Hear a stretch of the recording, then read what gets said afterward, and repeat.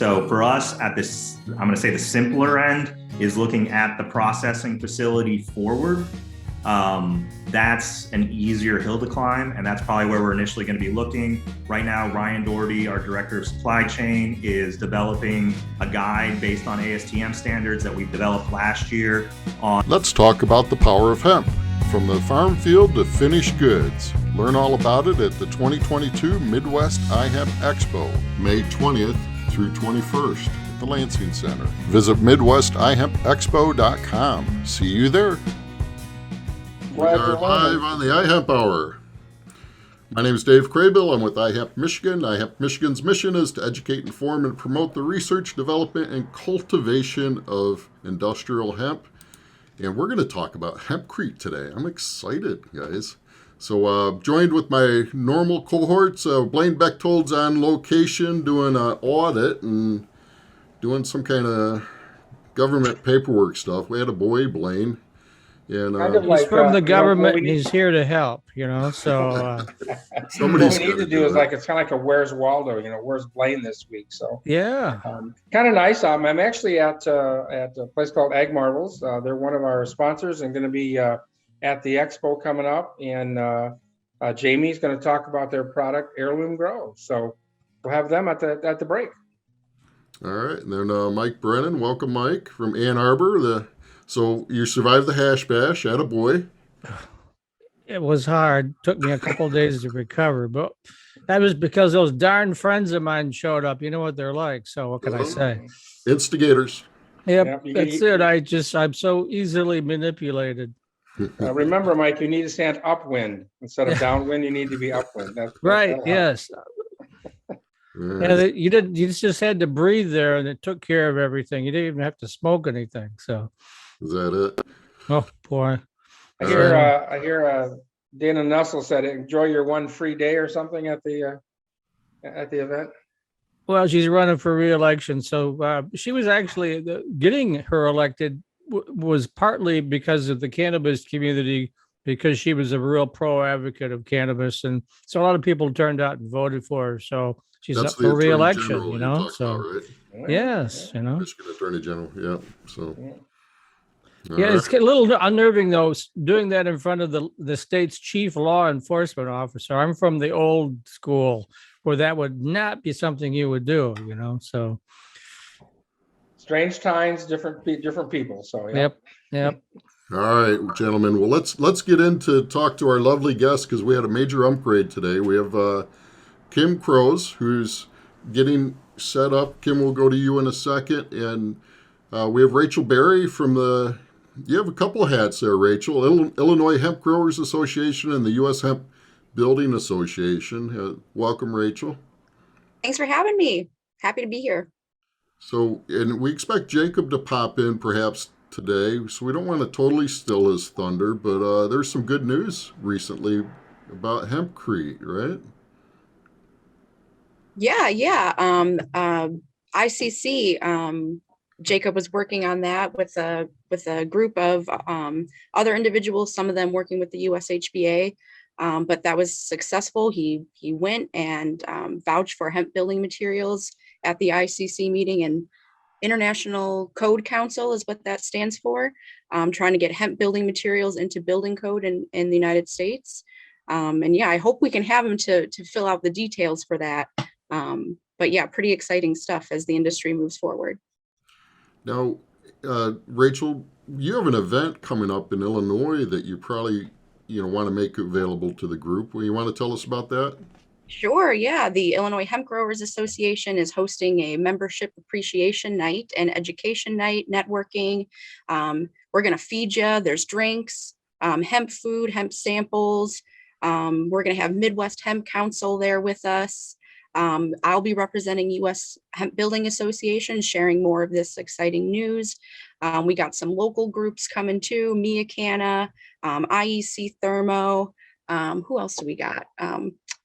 We got a couple other speakers too, and some in the works too. There's going to be hemp, hemp food, hemp clothing. There'll be stuff for raffle and stuff for sale.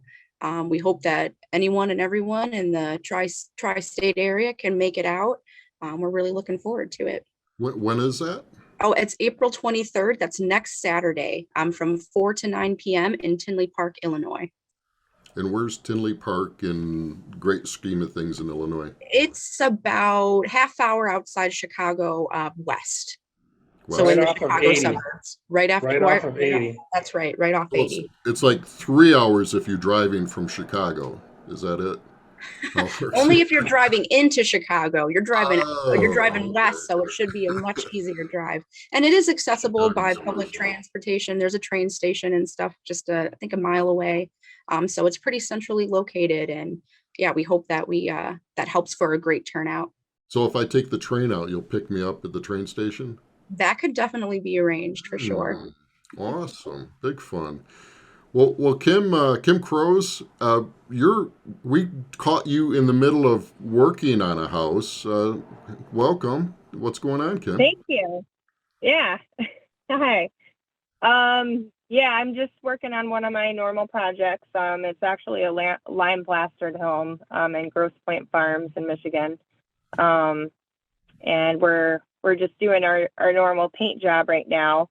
But we got to clean some serious nicotine stains off of the lime plaster. And interestingly enough, lime plaster actually absorbs that nicotine smell and neutralizes it really well.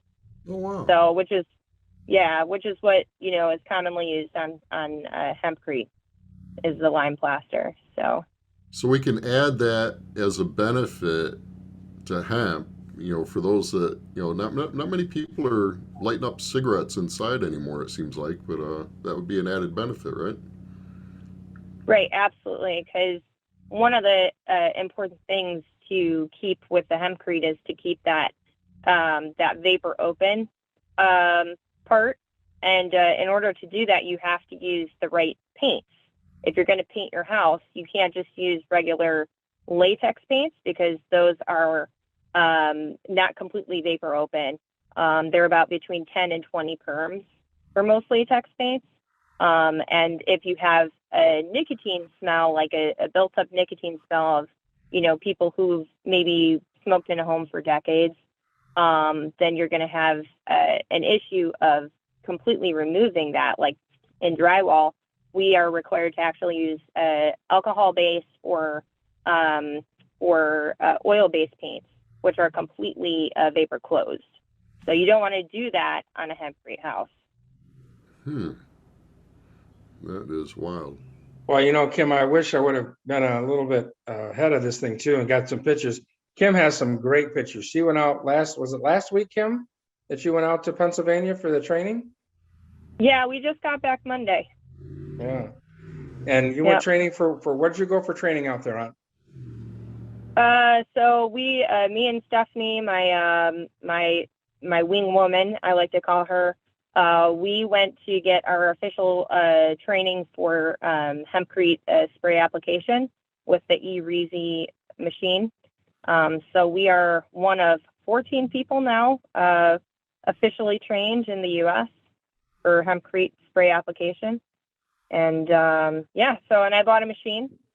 So we'll be spraying out our first hempcrete house in July in Chelsea, Michigan.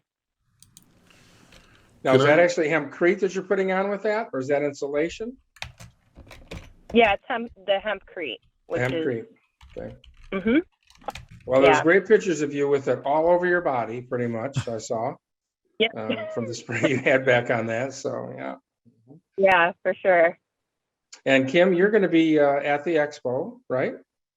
You're going to be one of our speakers talking about hempcrete and building with it. Yeah. And you're going to have your machine there, I think, right? You're going to bring the machine. You only have it then, or not? I'll definitely be bringing the machine.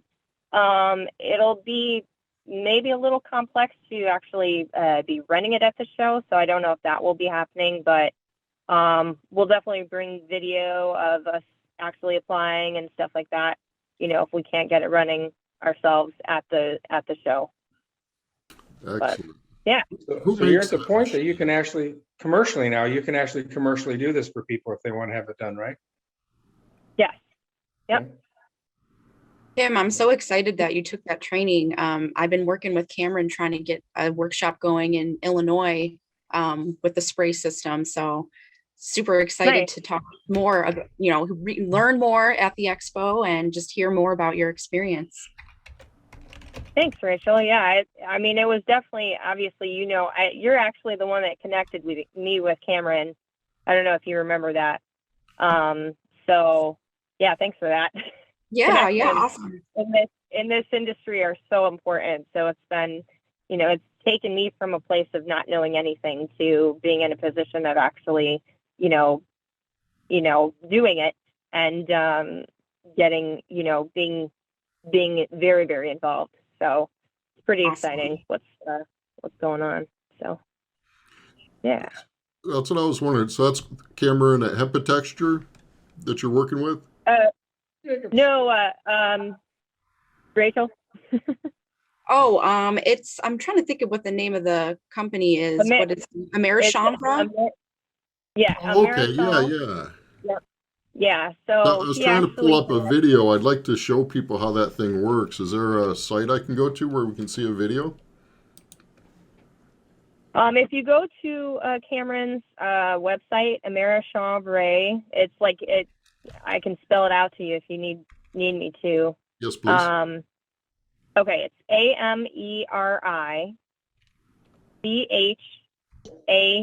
AMERICHANVRE. Hopefully you got all that. Jacob just provided the link, Dave, in the chat to us as well. Thank you, Jacob, and welcome, Jacob. Thank you. Sorry for being late. No, you're fine. You're exactly right on time. Is there a way I can share pictures of, Yeah. I'm on my phone, but I don't know how that'd work. If you could try, I enabled that, but I have a video set up here. Okay. There you go. The audio. Share sound. There we go. Make sure I hit all my buttons. When William Penn founded the state in 1681, he specifically intended for the Commonwealth to grow hemp. Before cotton, before plastic. This is just a promotional video. All right, I'll look for a video that shows it in action. I mean, I can share you a video on my. I want to see one of Kim getting hempcrete all over herself. Yeah. So speaking of getting your hands dirty, on April 30th, we're going to have a hands-on workshop at Grow Green in, I always get the name, Whitmore Lake, Michigan. You can find that information on ihempmichigan.com. So hope to see everybody there, a free event. Near me in Ann Arbor, actually. Yes, sir. I expect you to come get your hands dirty with us. Absolutely. So while Kim's looking that up, Jacob, tell us about your experience in New York. Yeah. So a couple weeks ago, I guess it was, I think the 2nd, we were up in Rochester, New York. There was an ICC committee hearing to review the submissions and the changes for the IRC. We had our appendix reviewed and it was recommended for approval 7-2. So this is a giant step. The official approval time period is October time period, but getting through this as approval pretty much means we're in. Something really strange has to happen in the next couple months. It's pretty big. Excellent. Yeah, that is huge success. Congratulations. Yeah. We're so excited. Feels good to have a project completed there, doesn't it? So, yeah. Yeah. So is there anything you need from the help on our side? Oh, here's Kim's video. Let's maybe watch that and then we can ask more questions. Yeah, it's just a picture. I don't have I don't know how to get the videos that I have going. Let me see if I can work on that. Bookmark screen. Yeah, we need a little show and tell. So Jacob, is there anything that you need help from as far from the industry or people or anything to help get that through or approved? Anything else you need from us Yeah, so at this, okay, so this did open up a lot of other things, we need to consider. We need to be looking at commercial codes in 2 years, which means we need to start working on and developing that document and what needs to go in there. We need to look at testing to improve, like for instance, we couldn't put anything to fire rating because we didn't have E119 tests on this document. We couldn't do anything to like separate stud spacing from 16 to 24 inches because we didn't have enough backing data to make that statement. Now, both of these things are things that are kind of widely accepted and known in our industry, but in order for the conventional building industry to accept it, we need testing data. The other step is adoption into states. So even when this is approved, it's only adopted when states adopt the appendix, which means that we need to start looking at different states and figuring out who the players are in that state to bring on building codes and how we can have conversations with them to determine what they need to feel comfortable to accept our codes.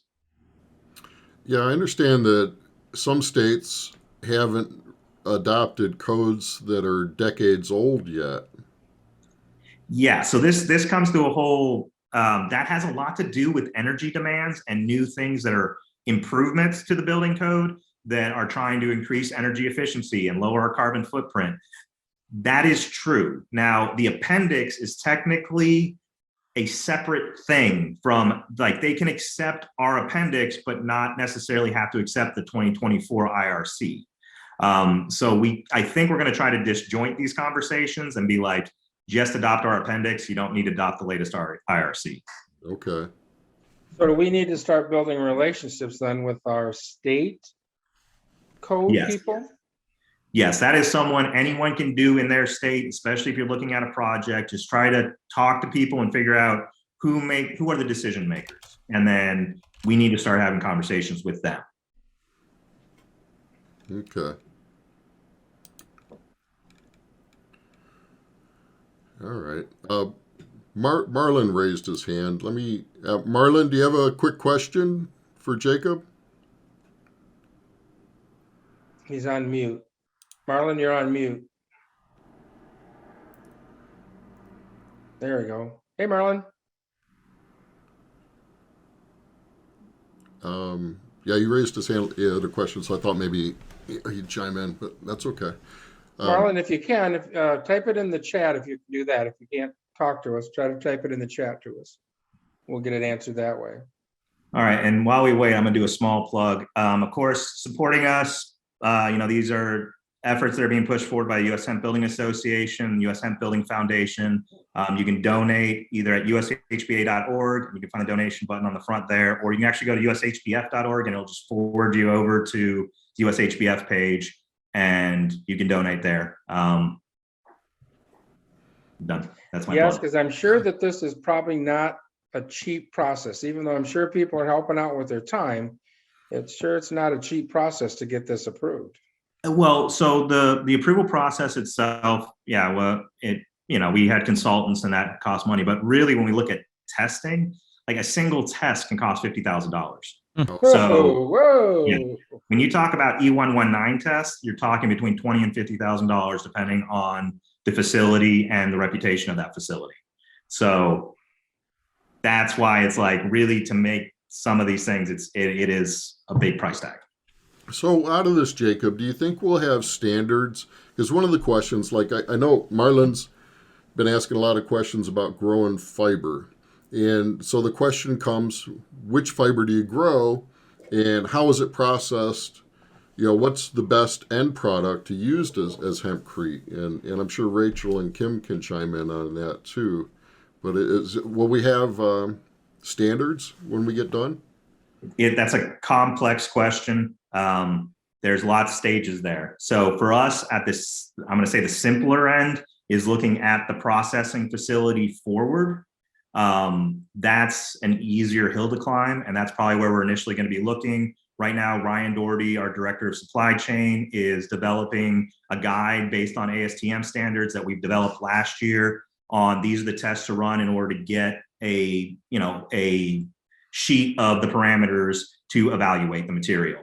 That'll help on the herd side. And then once we get that, then we can really start doing apples to apples testing on different parameters. And we can go, okay, we know this is this and this is this. This comes from this cultivar. This comes from this cultivar. Even the big question of this comes from CBD and this comes from fiber. Then we can run those tests and really get a good answer. Because right now, a lot of that, we've had a study here, a study there. It's a little hard to compare information sometimes. And then I guess in general, the other thing that the next project I'm gonna be really working on is best practices, which we're still trying to figure out exactly where that lies, but that will probably have a lot of input on how you construct.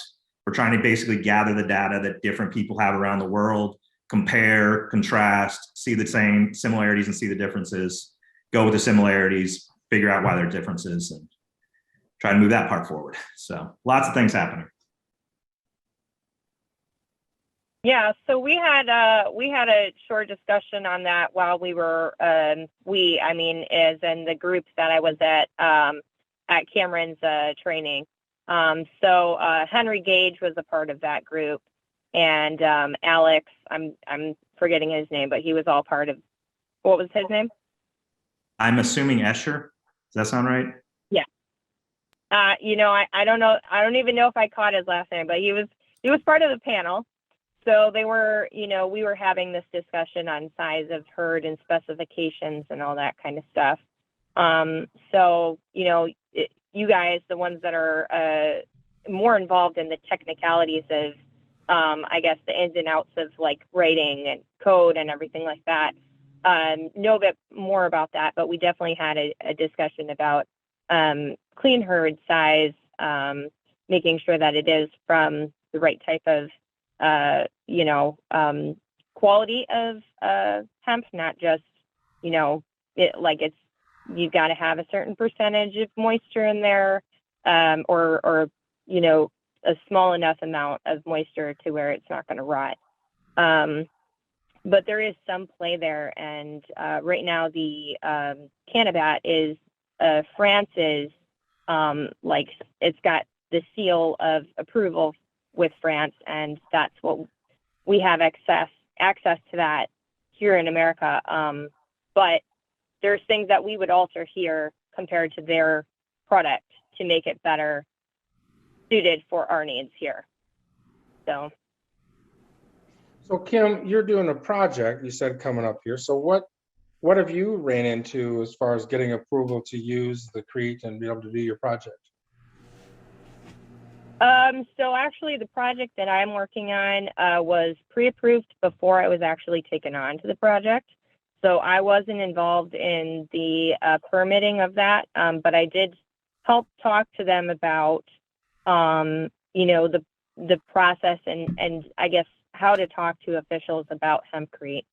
I think the biggest thing, because I got my personal project approved with no issues whatsoever. I think the biggest thing to go about discussing, trying to get a approval for permitting a project is making sure that you're discussing the fact that it's an insulation. It's not a structural, component of the building itself, and showing them the specs that we do have. Oh, there you go. That's from. I found a video, and you can see how clean this herd is. What we're talking about there is there's not that long bast fiber mixed in with the herd. That's what you're looking for, is a low percentage of that bast fiber mixed in, right? Yeah. So especially when you're going to spray apply it, but even with the cast in place, when you pack it in, you want to make sure that there's a good equal balance of your binder and your hemp herd. And those fibers can kind of get in the way of that. And also they can stick out of the wall. So you're not getting a good clean surface. They just kind of prong their way through everything with the fiber. Kind of ball up before too. Yeah. So the fibers get in the way of getting a good bond between the hemp hurd and the binder itself. And so it's best to have as clean as possible. Even so right now I'm working with Melissa at South Bend Hemp in Kansas. Yeah. They're doing a fantastic job of providing that's a spray They're application. working really fast in this video. I saw that. Yeah. Right. They work So- very Super fast. quickly. So that's the machine you got, this orange thing, right? So this is the Mud Hog. That actually runs a full batch of hempcrete, so you can just throw a bag of lime and a bag of hemp hurd in there all at one time. It's really easy. So that's like the best mixer you can get out there right now. What kind of investment in that equipment, if you don't mind me asking? What was the question? How much does that machine cost? So I didn't get the mixer yet. I'll be renting a mixer for the time being until I can get like a whole lineup of jobs. I think the mixer is running around $16,000. So it's definitely a hefty investment and not something that just anybody would go out and buy. So that's why I'm going to be renting it. Or you can't rent that specific size, but I can rent a different mortar mixer that will sufficiently do the job. And I may have to do half batches, but when you're a new company, you have to kind of pick and choose what you're investing into. So I got the sprayer, and that's a huge investment. It's a huge stepping stone for me to move forward with hempcrete, because it really makes it a lot more efficient to install hempcrete. You're looking at 60% less time invested on the job site or more. I'd say 60 to 75% shorter time span. Versus hand tamping and put the panels in place, tamping it and take the panels off. Right, yeah. It's just a really slow process. And the other part of it is the drying. So with hempcrete, you do have a drying phase before you can actually put any kind of plaster, even if you're going to fur it out and put like wood exterior panels or lap siding. You do have to wait about, let's see, I think it's about 2 months. 8 weeks for that full cure time. It depends on your location with humidity. There's so many different elements. But you're looking at about 8 even to 12 weeks potentially if you do cast in place. But the binder, the e-Reza binder, the lighter mix that you do use spray application, does cut down on that cure time too. So there's many benefits of spray applying as opposed to doing cast in place. Okay. So. Awesome. And how much is that's like a $50,000 investment for that spray machine, or No, so actually it's way more affordable than you'd think. Some of the sprayers that they have out there are in the over $100,000 marks. Oh, wow. This sprayer is very affordable compared to that. I think I spent a little over 10 grand on the spray machine. Yeah. And how wide an area are you looking to find hempcrete insulation work? How far are you? As far as like across the country, you're saying? Yeah, okay. All right. So Michigan's not anywhere in Michigan. Anywhere. Okay. No, and for me personally? Yeah. Yeah, I mean, so I've been asked to do projects in Kansas, Florida, New York, California. So literally anywhere in the U.S., I would be willing to do it if it made sense, if it was a large enough project. Yeah. I really want to keep it local. That's the plan. But as the industry is just starting, there's not exactly, there has to be knowledge, marketing, all this buildup of things has to happen before there's a real industry here. So I'm willing to put on all that legwork in, but it'll take some time before, it's a full blown, job after job type of situation. So. We need to build that supply chain. So Rachel, what's going on in Illinois? Are you guys growing fiber, and do you have decorticators? You're muted, by the way. Thanks. Yeah, some of us are growing fiber. I grow fiber. I use it on my own farm at this point. We do not have large scale processing for hemp fiber in Illinois at this point. There's always little whispers and rumors of, someone's going to start something up soon, or they're in the works, and IHGA, we get lots of calls about that, how, we like to help, however we can help get these projects off the ground, we're there for that. But mostly here in Illinois, it's all experimental. And those of us that are growing fiber right now are doing it, for our own benefit in some way or another. Okay. And remind us, I know you have to take off and we're right at the break, but remind us again where the party is. Yes, the IHGA event is in Tinley Park, Illinois. If you'd like to learn more about that, you can visit my website or check us out on Facebook or Instagram, illinoishga.com. There's a link right on the front page that will take you to the information page and registration page for the event. And that's Saturday, April 23rd during the day. And there's a train station right there. I'm going to look at the trains. Yep. There's a train station nearby, and we'll feed you. So should be a great time. All right. Beautiful. Well, thanks so much for joining, Rachel. You keep up the great work. Thanks so much. We're all thank you. Thanks for having me on. My pleasure. So Mike Brennan, yes, sir. You've been awful quiet today. Well, I'm learning here. This is not my area of expertise, so I'm listening to everybody.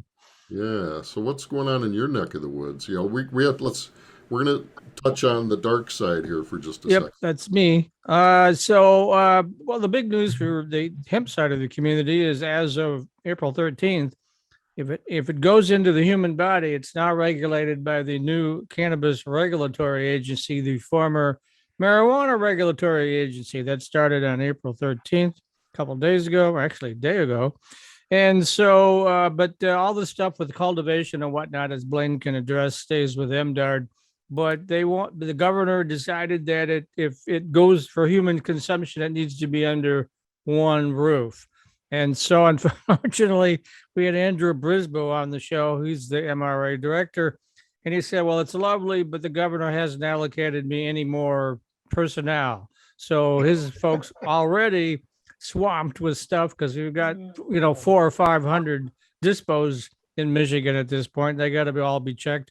So he now has to do all this other stuff with the staff that he has. So he did say he was lobbying the governor to try to get more staff, His staff is like 3 right now? It's not very big. Yeah. He has a lot of infield inspectors, but I think the core team in Lansing is not very large. I think he said he had like a dozen inspectors or something, but they got to cover the whole state. And now they also have to cover anybody doing CBD and smokable flower and all that jazz, right? Good luck with that. So another kind of cute story we had in our report, actually came out today on our newsletter, is a company called Golden Shores Cannabis is adding beeswax to its pre-rolled tips. And you go, what? Well, inside that is a little seed for a flower.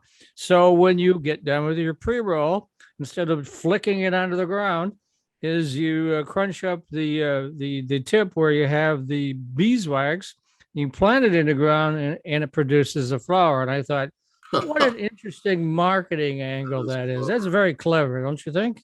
What kind of flower? Oh, I don't know exactly. It might be in here. Let me see. It's like poppies and things like that, which of course you can use for other purposes, but I don't think that's what they have in mind. So that's available. I'd never heard of this until I saw the story, Golden Shores. I thought I was pretty familiar with a lot of the the dispensaries, but that one I'm not familiar with. I've seen the paper with the seeds in it where you can throw it in the garden or whatever, wildflower seeds. That's cool. Yeah. So supposedly, that'll work, I guess. I don't know. Maybe I should buy some and try some, right? Marketing. Yeah. Well, that's really what it is. It's so hard to stand out because there's so many now. It's so hard to stand out from everybody else. So I thought this was kind of clever, actually. Yeah. Excuse me. I'm working now with a group called Michigo, which is trying to develop a cannabis tourism group. It's a nonprofit here in the state of Michigan. As if I didn't need more work, I'm now the communications lead, so I'm now communicating this. And so what they're looking for right now is there's only about 20 primarily Airbnbs that are, shall we say, cannabis friendly.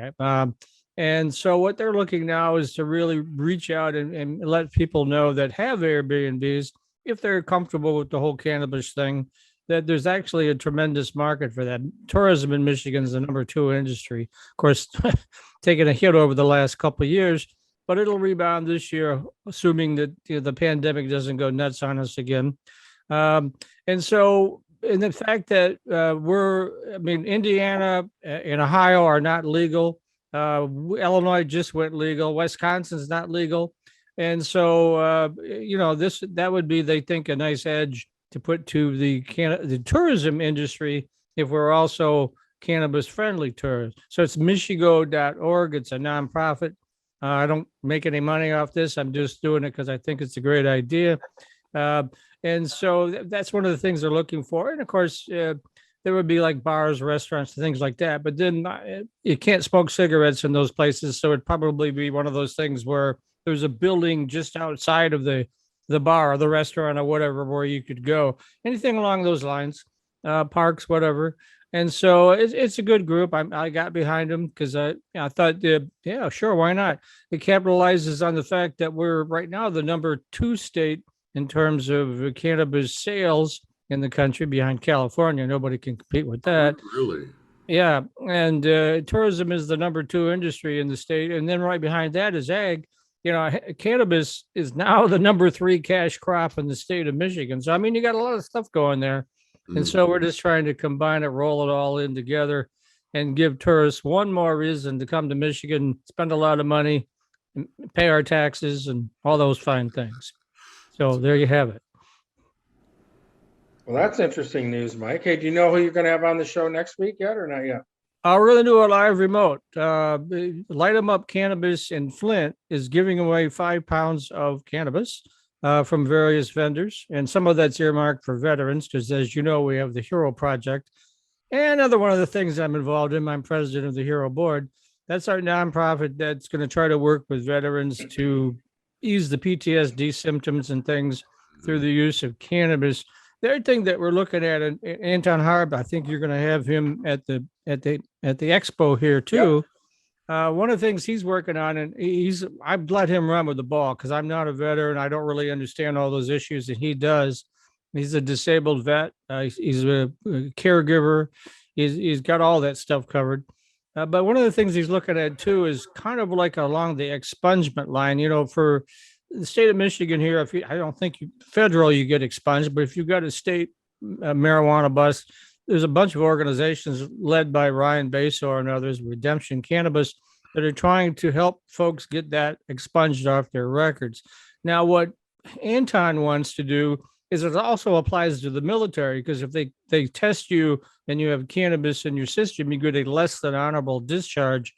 It's like having a felony bust on your record. It really screws you up for lots of things, for getting loans, for working with getting jobs, you name it. So one of the things he wants to do, or he's trying to get set up with, I'm probably giving away too much because it hasn't been announced, but I keep informed. He's working with, the CRA now to make that happen.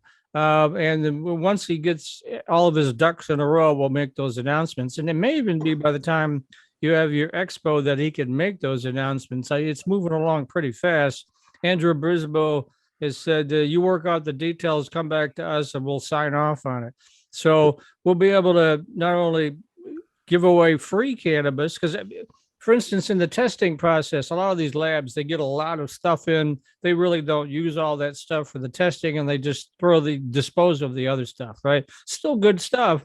So things like that, or other, it's good PR for a lot of these dispensaries if they want to assist veterans by giving veterans free cannabis. So all that's in play right now, trying to get those details worked out so we can help the vets. That's the good stuff going on, and I'm right in the middle of most of this stuff, so it keeps me real busy. Yeah, and we're just heating up here. The summer's coming. Oh yeah. So Blaine, what's going on up there? A few things, a little bit in the news today. So one of the big things that happened this last week, you may have caught it on a couple of the wires. Hemp Today had it on their news thing. Is we had talked with the Heartland Industries, had a big project they were going to try to do this year and grow a lot of fiber in the state. And that has all kind of fell through for this year. We'll see what happens as they go forward. But so one of the big things there is all the acres they were planning on doing hemp for this year doesn't look like that's going to happen. So kind of disappointed. It's too bad that didn't come to fruition. And we hope that something like that will again make its opportunity available as we move forward with the project. But right now that seems to be on the back burner. So we hope that the farmers that were involved in that are able to get their seed and be able to plant other things. Kind of came at a late notice from them. So we'll kind of keep our eyes on that as that moves forward. So with that, of course, Rachel talked about the Illinois Hemp Growers Association Appreciation Night. So that going on. Also going on is in Indiana, April the 20th. They're having a Lewis Organics hemp pop-up. You got to register for that. And the details will be given when you register. That's in Morgantown, Indiana. That's got to be from 2 to 5 p.m. on April 20th, another 420 event. So, and Mike, I'm assuming you said next week, so 420. I'm assuming that's on Wednesday, 420 when that event is. Yeah, we're doing a live remote from from Light 'em Up. There's like 8 or 10 processors and cultivators and whatnot, distributors that are going to be there giving out the products, but a total of 5 pounds is going to be given away. So I'm going to be up there, and then Rick Thompson's going to join me because he lives in Flint, and then the rest of the team will come in virtually, but it'll be fun. Good. One of the big things I want to let everybody know too is, especially those that have backyard chicken flocks, things like that. There's a real problem going on in the United States right now. It's called the avian influenza. It's just like a flu, but it attacks the birds. There's a lot of birds that have been destroyed. So again, if you're doing a backyard kind of poultry thing, keep an eye on that. There's information that came out from MDART and USDA as well on this and how to watch for this and what to do if this does affect your birds. Again, a lot of birds have been euthanized over the last few weeks to try to combat that project. So we love eggs. Right now, you'll probably see the price of eggs going up in the store just because there's not a lot there. Well, let's talk hemp here. We've got this event on April 30th. You want to mention that? Yep. April 30th, we're going to have this workshop for hemp and limecrete construction. That's going to be at Grow Green down in Wixom Lake. And we're going to have a fun time for that. Come get your hands dirty. We'll give you some gloves. So really won't get your hands dirty, but you have some gloves. So going to be a fun time for everybody. Bring the kids out. We'll probably be making some bricks. We're continuing to. We're not going to make bricks. We're going to make a doghouse. Roman's coming out. He's the doghouse. Okay. He's building a doghouse, and then we'll auction. We'll auction that doghouse off at the end of the event. All right. Awesome. So hempcrete is going to the dogs, is what you're saying, right? So. Well, it's going to be a 300-pound doghouse when we get done. Oh my goodness! Yeah, you're not going to pick it up and just move it around. That's right. It'll stand up in the wind pretty good. Pretty much. I want to let everybody know about the Hemp Expo coming up in Lansing. That's the 20th, 21st, the 19th. That's Thursday. We're going to be having that training for if you get ready for audits. If you're looking at getting third-party audit, which it's coming if you're not doing it now in your processor. It's going to be coming. We've got a great opportunity. Pete Nielsen's going to be presenting that information. for a great price. It's $300 if you're not a member. It's $200 if you are. Normally, you'd be paying hundreds or thousands more for that kind of training. So it's a great course for people to jump in and get the information to start, because it takes a long time to get your in place to be able to have an audit. It isn't anything you can just turn on in a week and get it done. So a lot of records and a lot of things got to be kept. So good. We're glad that we can offer that training for people with that. So yeah, we're excited about all that happening in May 19th through the 21st. yeah. And don't forget, the deadline for getting your hempy stuff is coming up here real soon, first week in May. $50 to enter for that. Get your project or product gets voted on, and can win a really cool prize for that. And yeah, there's a little cash money, not a lot, but a little bit for that.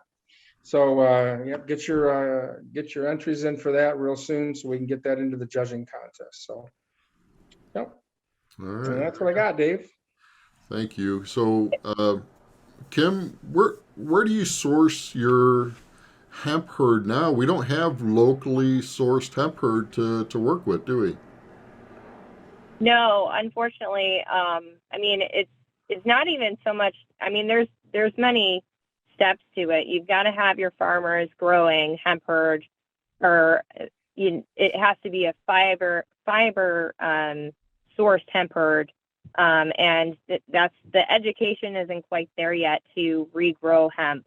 And then you've got to have your processing, which is, I mean, very expensive. I know that South Bend and InHemp have both invested millions of dollars into their facilities with their different processing equipment. And then there's bagging as well. So there's, you transport, you have to make sure that herd stays in the same condition as it, as after it was processed. So right now, I'm going to be sourcing my hemp herd from South Bend in Kansas. So I do have this first project being done with Cannabat, which is sourced from France. So that is, we're definitely using Cannabat for that project, just because it is the first permitted house in Michigan to be built with hempcrete. So we want to make sure that those specs that we were talking about beforehand, making sure that it's clean to the proper size, that it's building code already stamped and sealed, we will be using Cannabat for that. But as we move forward with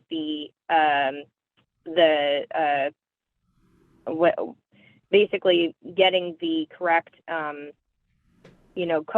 ASTM standards for these building materials, we can alter the hemp herd that we have here in the U.S. to make sure that it is to that standard, and we can start building that industry more. So Jacob, it'll be a process. Yeah. So Jacob, we don't have a lot of fiber processing set up in the U.S. yet. Do you see more develop? Any news breaking?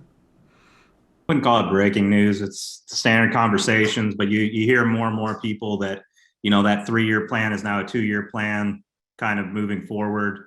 A lot of facilities seem to be coming on board. Most people are keeping pretty quiet about what they're doing in a lot of this industry. So there's a lot of stuff that is below the water that we're not having visibility on. I would say that I expect things to grow pretty significantly over the next couple of years. And if we can get these standards in place and tell them this is what we need for our industry, then our industry can be part of their business plan. Right now, their business models are probably more focused on fiber, or probably more focused maybe on plastics and other things that I don't know, have different potentials of profitability and all that stuff involved. So we just want to make sure they're thinking of us. So all these, Mike was talking about, talking to the Michigan MRA, which is going to be the CRA. Well, it is the CRA now, by the way. So go ahead. So that the CRA to have a path to move like waste product or stuff that's going to be thrown out. We have all these stalks from these marijuana and CBD plants. Can't we use some of that material, or is it not suitable in any way? The controversial topic. and it's something that really needs to be resolved. You know, the difficulty right now is that we don't have enough information. We know the fiber stuff works. What Europe has been using has been primarily the fiber stuff. There is going to be physiological differences between the CBD plant and the fiber plant, a lot having to do with when it's grown, the maturity level at when it's chopped, the size of the stalks, you know, that has to do with horticulture, like how closely did you grow the product together, or the plants. So that it's a very complicated thing. So like for us, we're focusing on the back end, like at post-processor. And again, then we can start saying pre-processor, these inputs, how do these inputs affect, given that the post-processing inputs are the same? And then we'll be able to answer that question. Okay. Because that is one of the big things, you know, the farmers, and we've got to figure out, for example, Kim, right? What product does she need? Does the Berlinesky fiber, is that better than another form of fiber? Or, you know, those are the things that we're going to need to know as farmers to be able to supply the product that everybody's going to need to make the end product. So, yep. And you know what? Sorry, Jacob. I'm just going to say, Blaine, that Melissa, for example, from South Bend, is educating farmers everywhere. She's very, very active in trying to teach other people how to do this. And it is going to be different regionally because the soils are different, the weather is different, there's so many different factors. But there is knowledge out there. I'm not a farmer, I'm a builder. So, but I do know that there are sources of that information that are, you know, being, you know, put out there. And I'm not a farmer, I'm not even a builder, I'm a scientist. So I look at it from the scientist side of, this is how the facts add up and this is the data. But absolutely, it's everybody. This is how we'll get to where we need to get, is working with the farmers, working with the builders, working with the science, working to get these answers. And we need more data. Yep. That's how we'll thrive. And we're getting it. Yeah, slowly. Speaking of data, I hear that there's a recipe. We've got one of those, but I wanted to make sure that people, Kim, I don't know if you're ready for your phone and internet to blow up, but how can people get a hold of you if they want to work with you on having a hempcrete or hemp project? Well, I would love to have my phone blow up. That would be fantastic. We've been working really hard to get to the point where we're at now, and I feel very confident in moving forward with projects. So my company's name is Fiberfort. You can find our Instagram on EcoFiberfort, and you can look up, I have a website, fiberfort.com. I have my phone number, my email on there, and everything like that. Also, we will be having an on-site workshop at the Chelsea, Michigan. Oh, there you go. That's my website. Chelsea, Michigan building location. So on, trying to think of July 9th, I believe, Saturday, July 9th. Yep. They will be holding a in-person workshop with people who are interested. It's going to be $125, 10 a.m. to 4 p.m.